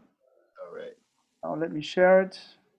Yeah, everything's a little slow. I got a lot of stuff open here on the computer.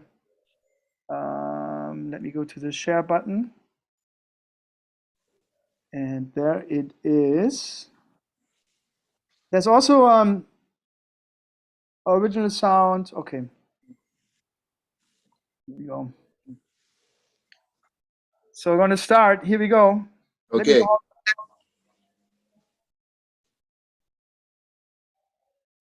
Let me see. Volume up.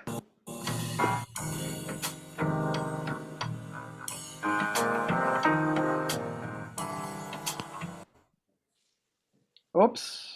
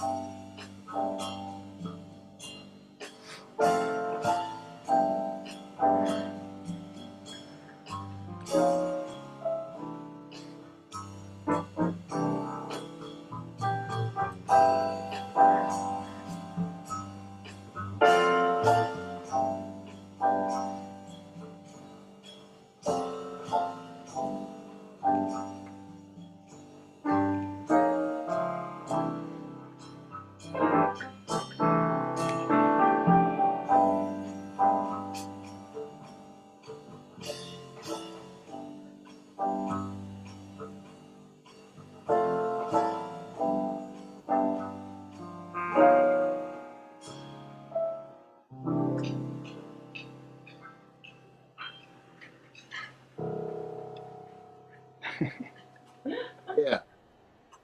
All right. Yes. Yes. Yeah, wow. That reminds me when in my lessons, Mike always talked about blues being a key. You know, we always talked about like a 12-bar blues. I And loved it. I loved it. It sounded great. That Oh. was a take. Here we go. Bob is still talking. Absolutely. No, So Bob produced a couple of a bunch of Mike's trio CDs, and it's just when Mike got into the blues thing there, you know, it reminded me that Lennon, when in our lessons, he always said blues is a key. You know, it's a key. You know, it's not like a pentatonic scale. You know, it's like, you know, it's a. He always brought up Hank Jones, like whatever he plays the blues. You know, it's like an attitude. You know, so. Oh, and then he got into that, you know, like totally unexpected. You know, he getting into the thing. Thank you, Bob Magnuson.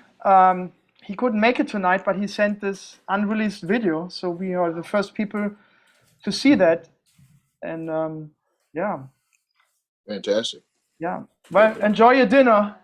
All right. Well, I got to cook it first. Let's see. Wish me luck. Good luck. We're praying for you. All right, baby. Take All care. right. It was so nice to meet you. All right. Yeah. Pleasure. See you, Clarence. Thanks All right, for stopping by. Bye-bye. Yeah, Landon, I remember when you were, bye-bye, when you were getting Bye-bye. in touch with me right after Mike's passing, all right? You like Yeah, I got and I into referred you to Frank Ponzio. Yeah. That was yeah, I got deep into his stuff as soon as he passed away. Yeah. So I just missed him, but yeah. Frank says you're doing great on the piano. I'm like, I'm trying. I'm trying. You know, I played drums for close to 20 years now. So we doing talked on the something- phone. I remember Yeah. our conversation we had. And it's opening my ears up in a way that I'm hearing melodies now, and I'm hearing melodies and everything. And it's like to go back to the old approach of learning licks and taking them through all 12 keys and then performing those licks on the gig is just no, that's not how it should be done. So Coming back to what works on the bandstand, you hear things. You have your you know, I kind of vaguely mentioned it to you that I was studying with Ron Carter also for a couple of 6 years. But you know, what the musicians play around you on the bandstand, you know, you want to react to that, you know. So it's I mean, you can react with licks, you know, but it's right. becomes like a parrot, you know. It's like you know, it's like you want to be in the moment, and Right. and I just remember there was a time that Mike always said, you know, the thing is, what is it what works on the bandstand? So you have to develop. In that sense, Mike and Ron were the same school. You know, you have to develop. You have to have an idea. You have to hear an idea. You know, I played with a piano player who actually Mike knew her and Ron knew her too. Her name was Jane Jarvis. Like back in the day, when you finish a solo, you would play a hand off. That means you hand something off. You leave a little lick at the end of a solo. The next soloist could pick up on and develop their solo with that idea. You know, so you know, on that kind of level, when you play, you know, licks won't go very far. Right. I mean, you learn them. Yeah. My problem, I learned licks too, but I always forgot them. When I was on the bandstand, my brain was blank. You know, I could never really, you know, and the few times I was able to remember a lick, it just always sounded stiff. You know, I kind of like, you know, but. Yeah, I never see, people call me crazy, but I'm not someone, you know, I know people with stacks on stacks of drum transcriptions, and you know, that's just not how my brain works. It's labor intensive. I'd rather take something from a drummer that I particularly like and then develop into my own thing. Because when you're practicing drums, you have like part of the, the thing is, building up the mechanics. Once you kind of build up the mechanics, you really don't have to necessarily play what other people played. You can play sort of, I guess, illusions of what they played. I try to very much, play melodies on the drums and try to accentuate sort of that horn player vibe in my solos. I'm not trying to play rudiments and, drum licks and pyrotechnics, as Jimmy said. But yeah, to be a part of, somewhat of this family is, very much a special thing for me. I really don't have any doubts about myself, going into, the music world post-COVID. Like a lot of people I went to school with, dropped out of music school.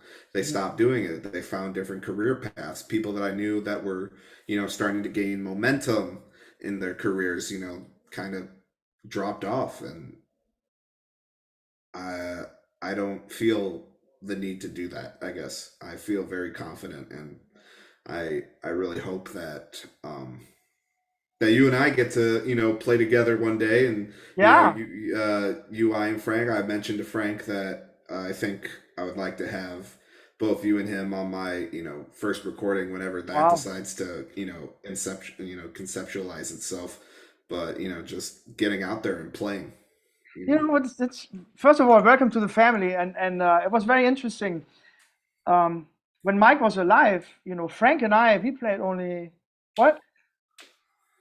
I was with Mike for a long time, and so was Frank. We didn't really got together to the end, and Frank would hire me for a gig with a singer, and then one time there was something, Mike was working with Frank on a lesson, and then I remember one time I stayed for Frank's lesson. He moved it to Friday. My time was always Friday at 1 p.m.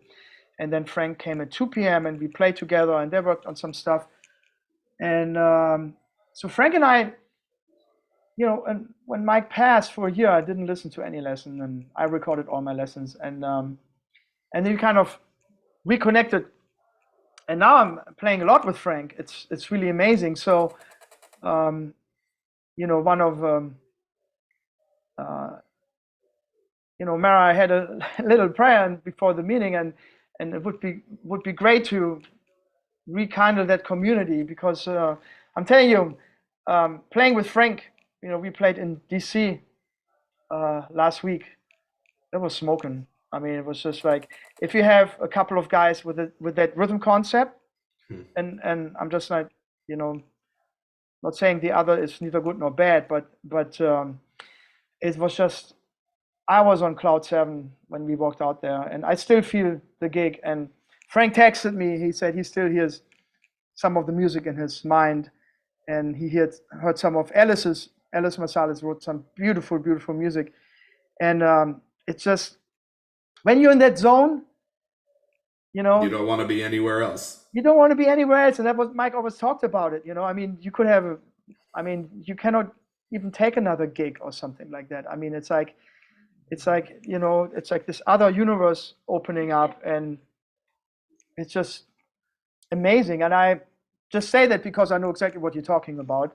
Number one. Number two, I want to tell you, I think it's great you play the piano also, and it has a huge effect on your drumming. And one of the drummer on that recording was Lewis Nash, and I did a CD with Mike in 2007 called The Master's Return. And that's on that recording session, he met Lewis. And from that point on, Lewis was pretty much on all of Mike's CDs. And I think part of there's a lot of great things about Lewis Nash, but I think one of the things which is really makes him stand out of all the other drummers is that he has a very melodic approach to playing the drums. You know, everything sounds like a melody, what he's doing. It's just very musical. And you could hear that on the track. You know, we just played Ponciana. I mean, very tasteful, you know. So, and I think, you know, it will definitely influence your drumming. Anyway, Yeah. those are just things coming to my mind. But I would love to play with you and Frank. You know, whenever you're ready, just let us know. It's like being with Frank. We just like when we got ready for the gig in DC, we went through the warm-ups. We did different things. We talked about the songs Mike liked to play in the lesson. He always kicked my butt with Woody and You. You know, he would play it always fast. We didn't play it on the gig. You know, we were ready to play some super fast songs, and on the gig we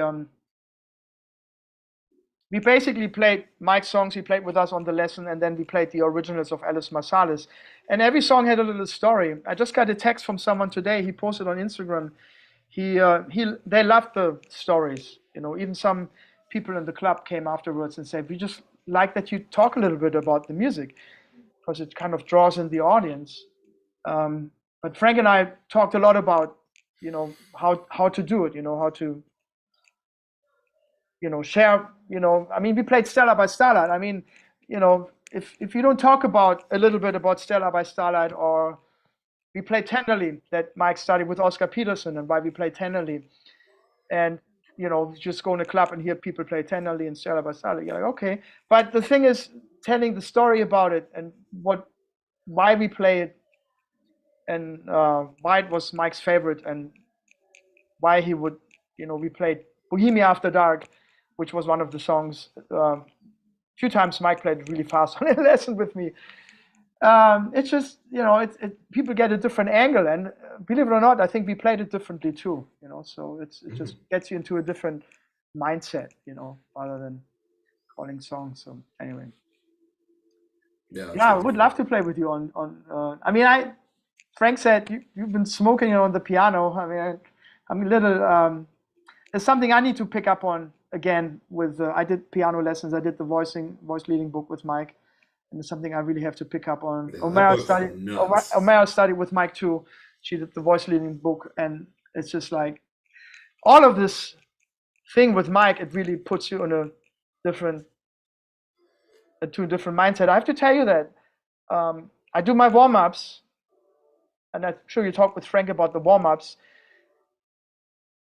There's the first set of warm-ups and then a second set of warm-ups.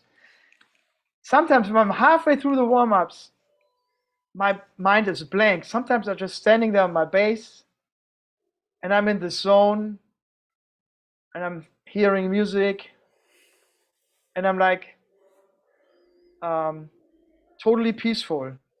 And when I said it on other calls, the last year and the year before that, I think the great thing about starting with Mike, a lot of times I would rush to the lesson, and then you come into the room and you're with Mike and you're like in the zone, like all the stress falls off and everything. And I could swear I would have an hour lesson and I felt like I was in a different world. And I walked out there, and Mike would, because he had that aura around him, I never saw him rush. I never saw him. I never saw him rush. Every time I picked him up for the big band, I would be occasionally late to pick him up for the big band, but I never saw him in a hurry. He was always ready, you know. Yeah. And he would say, he would talk about Dizzy also never being late. Dizzy wanted everyone to be ready for the gig like in half hour. The latest 15 minutes before the gig, he wanted people to show up. And he would say something, I don't remember. I should re-listen to some of the recordings. I think except for 10 lessons, I recorded every lesson I ever had with Mike. But he said something about with Dizzy, you could never be late. And if I was late sometimes, he said, you left too late. You know, I mean, he would put you in a place like that, you know, but I do remember that I never seen him being in a hurry. He was always like, and he always showed up on time. It's amazing. I never saw him rushing around, you know. Like Angelo was there. We always would set up for the big band and things like that. And it was busy to set up for the big band gig. But I like breaking down. And we would always take our time. You know, Angelo would take down the mics and everything, and I would put the big band music together. And Mike would set the synth in the auditorium in the front row, and he would talk to Jimmy. He would talk to some other people. He would talk to, you know, Clarence or some guys in the Frank Porowski. He would talk to him. You know, they would just hang out there for another hour 20 minutes. You know, and we would just, you know. Just talking about it, this feeling comes back. You know, there was this aura about him. It seemed like time was dissolving. Yeah. So the big band rehearsed? How often did the big band rehearse before the gig?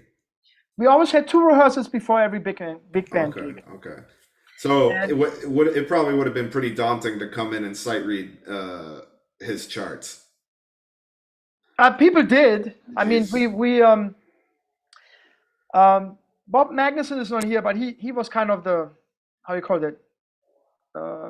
He would get the guys together, and then Bob left, and then I left it to Sam to get the trombone section, and Brian Davis, he would get the trumpet section, and I would take care of the saxophone section then from that point on. I don't know how I ended up in that position, but I would call the saxophone players. And so we would have, a rehearsal was always on a Tuesday. We go to the Union the Tuesday, and another Tuesday, and then another Tuesday we would have the gig. Halfway through when I was doing it, what I would do, because we always had, guys didn't want to come to the rehearsal, the regulars, they would send us up. And Mike was kind of like, why are we rehearsing with subs? He wanted the real player to be there. So what I figured, I said, we rehearsed the Tuesday, and then the Monday before the gig, and then having the gig on a Tuesday. So within a week, we would have 2 rehearsals and 1 rehearsal before we have the gig. And I thought in my mind, guys would not sub out the rehearsal, and they would come at least the rehearsal before the gig. And that way, the rehearsal was fresh in everyone's memory, and we would play the gig the next day. So anyway, but people would come inside with the gig, but we would have certain subs, and subs would come in more often and would be familiar with the music. But I mean, there were people I have not seen too often, and they would come and just read the gig. In terms of the drums, you know, we had Ray Machica, Mike Campane, there was Pellegrini, he moved to Hawaii. Sylvia Cuenza was subbing out, and I mean, I remember a few drummers just coming in and subbing, and Mike would be totally cool. The thing about Mike, in terms of the rhythm section, it was all about the groove. He wouldn't care too much if you miss some of the hits, but if the pocket was there, and he could play, and it was grooving, he was cool, and he was really hard on the saxophone players in terms of the groove. He was, I would hear it because I don't know for how many years I did it, but I would drive him home after the rehearsals. Like I said, you know, taking care of the music and everything, I would be with him in the car after the rehearsals, and you know, I would hear it if I messed up, like you know, or but then a lot was like the saxophone section, you know, he would be just that they're in a groove, that they were together, you know, and he was a hard writer for the saxophones. Some of the saxophone charts are not easy. It was real bebop. I mean, We yeah. to Jesus, oh my gosh. He had it figured out, you know. Yeah, he certainly did. We didn't talk about it, but he would still work on Finale 2004. He had that figured out, like the 16-note triplets, how to notate them and how to group them, and how that they played back just like a bebop. That he had the phrasing figured out on Finale 2004. And I have to admit, I still work on Finale 2004 because I know that by heart, you know. And then I make a PDF. I have to transfer it on another hard drive, and then anyway. But he had that figured out. He could write real big band charts on that program. He had all the updates. He would give me 2008 and 2010, and he had 2011, 2012. He wanted to update Finale, but he would always go back to 2004 because he had it all figured out. And I think part of the reason he was able to write what you just said, like We and some of the other songs he had in the computer, because he really had that program down. And it was funny. I would come to a lesson and he would say, he called me Istchen. You know, it's a long story, but Istchen, check out this shit. He would play me something, and the computer would swing. I mean, it was like you could pat your foot to it, you know, and he had the accents all worked out, and it was like, and some fast stuff too, you know. It was amazing. Yeah, he was hard on the saxophones. I'm glad I don't play saxophone. Yeah, but I think you would do fine subbing and side reading. I mean, you know, I would have just loved to play with him. I would have just even once, twice in passing. I would have just loved to know him. I tell you, Frank, I never met him. You know, so it's like I know all this stuff about this guy, and I, you know, did an entire research paper on his work, and I don't even know him. I don't even know him. So it's just weird to conceptualize sort of the impact someone can have on you.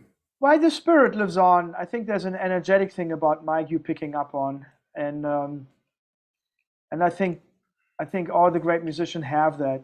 You know, I'm still to this day, you know, Miles Davis is one of my all-time favorite musicians, and I met all these people in my life, and starting with Ron, who I have all these amazing Miles Davis stories from him, and I'm kind of like, you know, he talks about Miles, and in my heart, you know, it's kind of like, it's like, you know, you pick up on it in a different way, I think, energetically, although you haven't met him. But I mean, the fact that you have all the books and practicing with Frank and you're so into the music, I mean, it's just,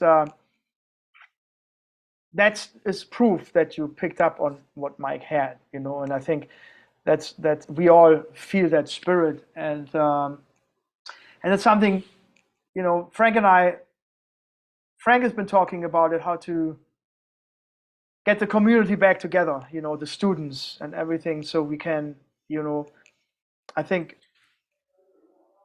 hearing Jimmy talk about things to come, I mean, Mike wanted people to play bebop and swing. I mean, it was all about, I brought him up to Sitka to this camp, and we had these younger students, and I remember he was with me there for a week, and halfway through the week, some of the younger kids, they started to swing, and Mike got so excited. He's like, he tapped my shoulder. He's like, look at him. He's like, man, he got it, you know. See, it was all about, you know, that element keeps, and things to come. I mean, Jimmy said things are here when he talked about Dizzy, but we started playing Things to Come the last couple of years in the big band, and Mike talked about that Dizzy had this vision, what was coming back, and you're part of that, Lennon. I mean, you're part of this coming back, I mean, there is something, who knows, maybe we're going to have a bebop revival or something like that, I mean, there's something about, I got this text and we played in DC and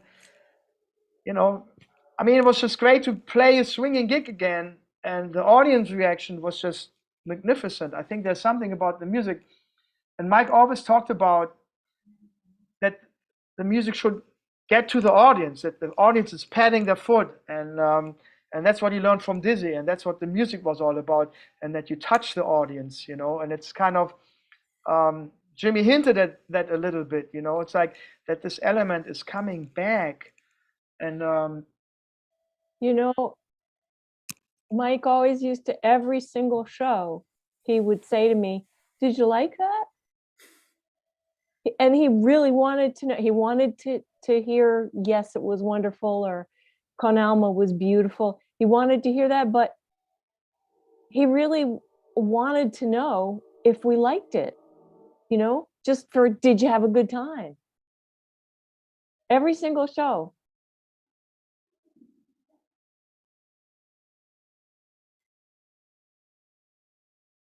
That's heavy. Yeah. He would get a kick out of it when we would always, on October 21st, around that date, we would do a Dizzy Gillespie tribute concert. That's what Jimmy also pointed out a little bit. And he would get a kick when the audience would go crazy and would really get it. And it was funny, when the band was really kicking, he would sit on the piano, he would lift up his hands, because I was always looking at him, and he would sit behind the piano and just like, he would just like, he would do this thing, with his hands, and he just enjoyed listening to the band when the band had the groove, he was the happiest at that moment, and if the band wasn't happening, some of us would really hear it, In my case, I was pretty close to him, and when the rhythm section wasn't happening, he's like, and sometimes, I mean, I was very self-aware about all the big band gigs, and I'm sometimes like, oh my God, man, what kind of night was that? And then he would call me, it's like, what's happening? I'm like, what's happening? I was kind of like, really? And then he was really happy. He would listen. Yeah. Cool, but I'm glad you showed up. Did Frank tell you, or Dottie? How did you? Dottie invited Oh, great. me. That's awesome. I told everyone to share, and I call it Big Band Reunion because when that's the last time we played together, was March 10 of 2020. Mm-hmm. And then Mike's birthday was on, I think it's March 19th.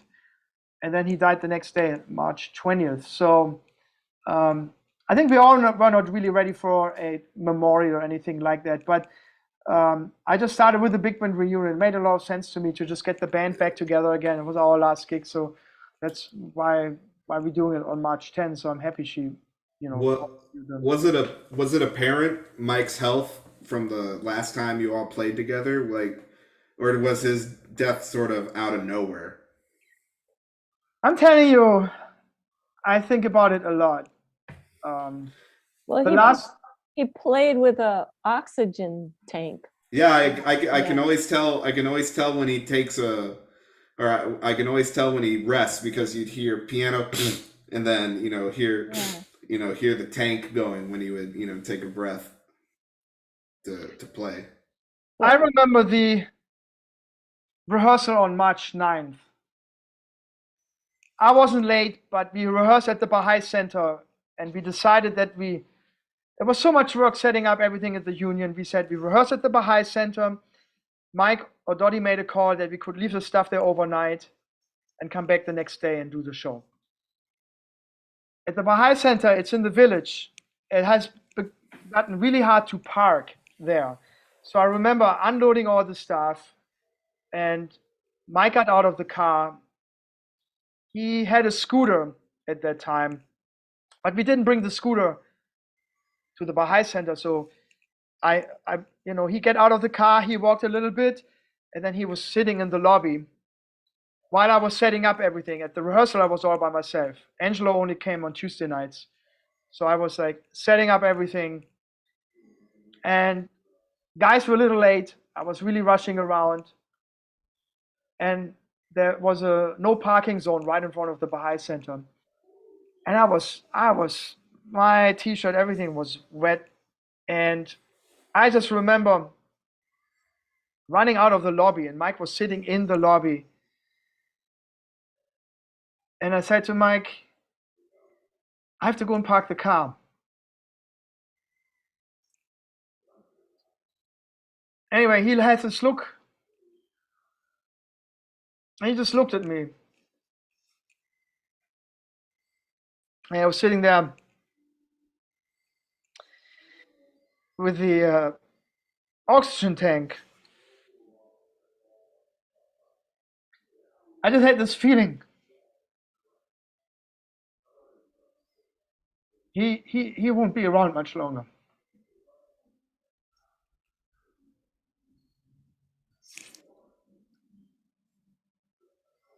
Anyway,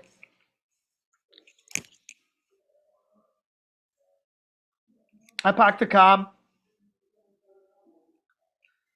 had a great rehearsal,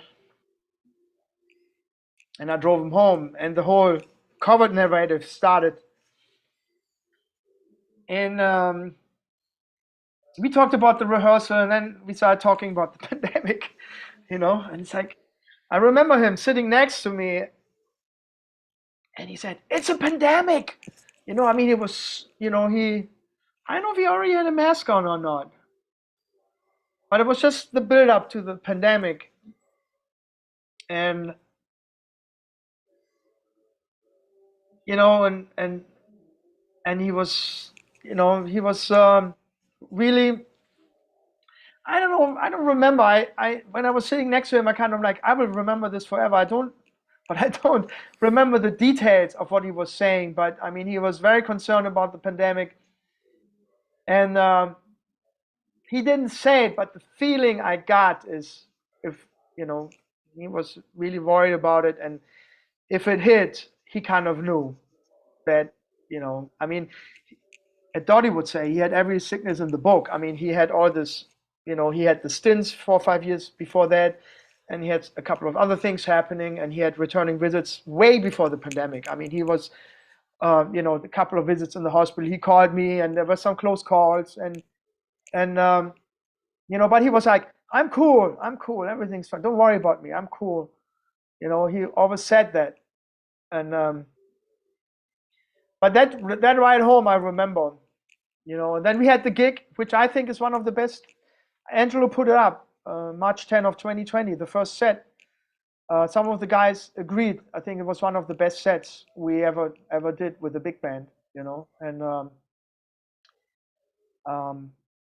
but that moment when I had to run out of the lobby and park the car, it kind of hit me. And I saw him sitting there, and just like, I kind of knew. I was just, I went to the car. I was all sweaty, and my mind didn't want to go there, but I'm like, wow. I mean, that looks just sad so much. It caught you by surprise. It did caught me by surprise. Because it's like, how long did you study Mike for? Probably 17, 18 years. Yeah, so it's like, I know my dad as, a 45-year-old when I'm, a little child, and now he's 71, and I'm just like, he doesn't look like the same person. So yeah. I totally understand where you're coming from with that, and it can really get you emotionally. Well, it's like, I mean, there were some tough calls. I mean, I remember even 8-10 years, there was something else. I know I had like a little side job, I was working for a guy up in Yonkers, and he called me from the hospital. And it's like, I didn't even know he was in the hospital. And he said, "Christian, I'm in the hospital. I just wanted to know everything is okay." I mean, he had this thing. There was a time where he would call me out of the blue and just want to let me know that everything is fine. And there was a time, I remember I was teaching these summer camps in Alaska, and it would, as much as I like to go to Alaska, it would always bother me that I wouldn't be with Mike taking the lessons, you know. So, and I remember being up there sometimes. I'm like, the thought would come up. It's like, what happens when Mike won't be here anymore, you know? So, but I mean, it was there was a few times where it really occurred to me, you know, something could happen, and but he was so cool. I mean, he was like, you know, one time he was in the hospital, and then I still have the note on my phone. He said, "Man, Moody was in my dream, and he showed me this lick, you know, and then he wrote it out for me, you know. I mean, he would get messages. He would think about Dizzy, and he would come out of the hospital, and he said, I found some new shit. Check this out. And he would write it down. You know, I mean, it was just like, you know, his mind was constantly in music. It was amazing, and you know, but I mean, it was just like that last gig, the day that rehearsal, the gig itself. I really thought, man, the band was smoking. I mean, it was really.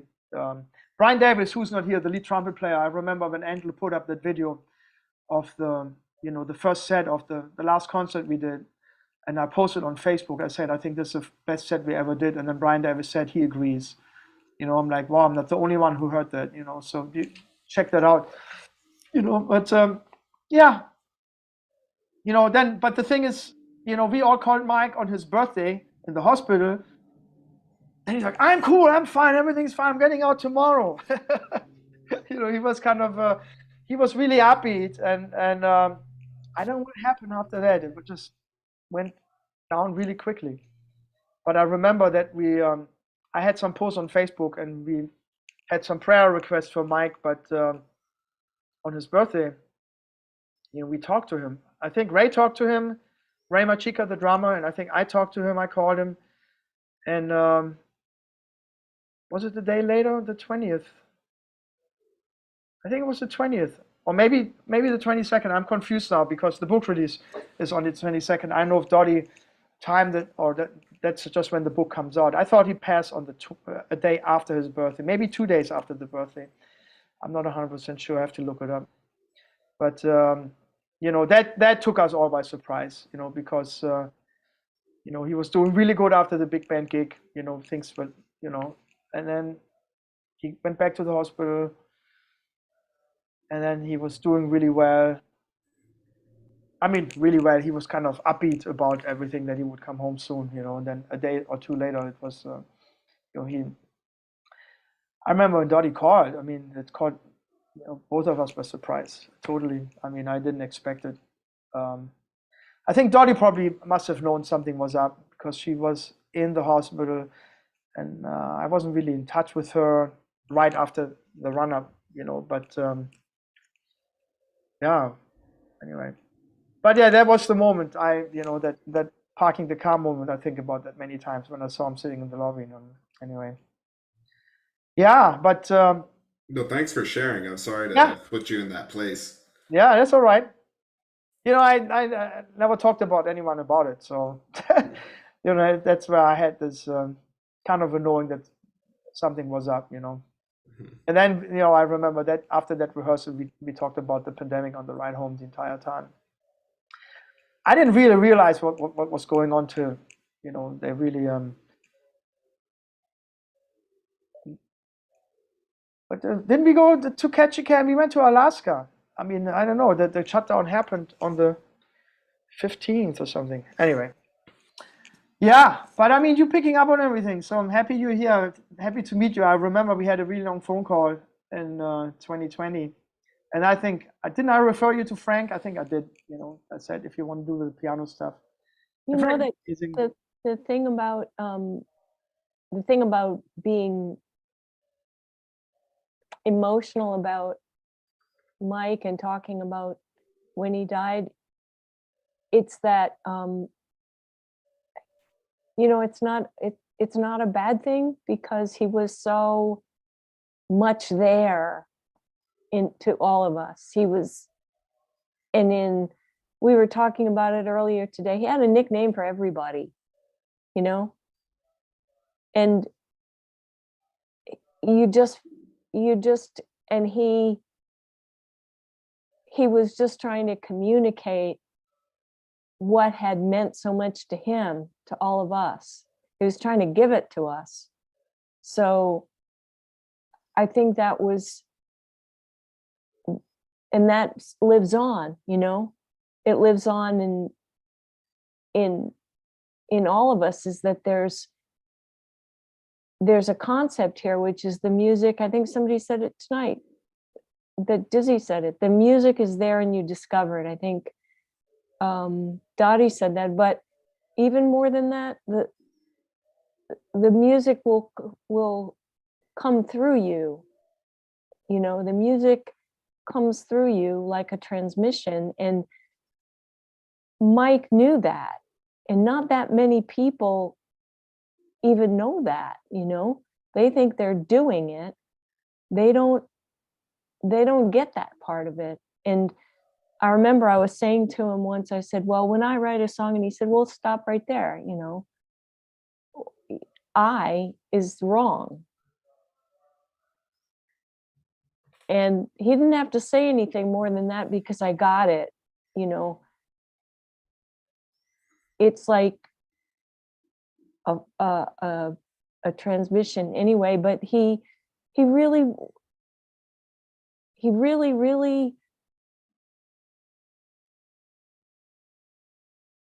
just took everybody in, you know. He took everybody in.